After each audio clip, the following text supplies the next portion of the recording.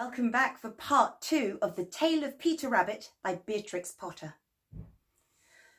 Peter sat down to rest. He was out of breath and trembling with fright, and he had not the least idea which way to go, and also he was very damp with sitting in that can.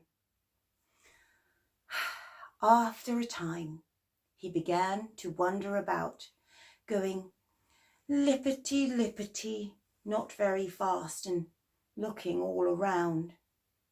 He found a door in a wall, but it was locked, and there was no room for a fat little rabbit to squeeze underneath. An old mouse was running in and out over the stone doorstep, carrying peas and beans to her family in the wood. Peter asked her the way to the gate, but she had such a large pea in her mouth that she could not answer. She only shook her head at him, and Peter began to cry. He tried to find his way straight across the garden, but he became more and more puzzled. Presently, he came to a pond where Mr. McGregor filled his watering cans.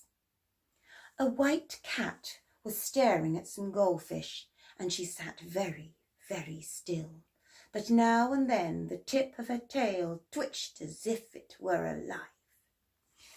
Peter thought it best to go without speaking to her. He'd heard about cats from his cousin, little Benjamin Bunny. He went back towards the tool shed, but suddenly, quite close to him, he heard the noise of a hoe. Scratch! Scratch, scratch, scratch. Peter scurried under the bushes, but presently, as nothing happened, he came out and climbed upon a wheelbarrow and peeped over. The first thing he saw was Mr. McGregor hoeing onions. His back was turned towards Peter, and beyond him was the gate.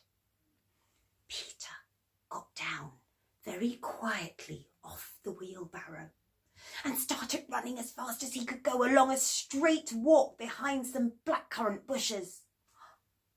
Mr. McGregor caught sight of him at the corner of his eye, but Peter didn't care. He slipped underneath the gate and was at last in the wood outside the garden. Mr. McGregor hung up the little jacket and the shoes for a scarecrow to frighten the birds. Peter never stopped running or looked behind him until he got home to the big fir tree. Phew!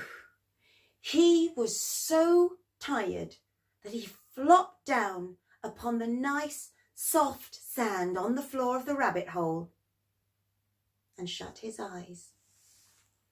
His mother was very busy cooking, and she wondered what he'd done with his clothes.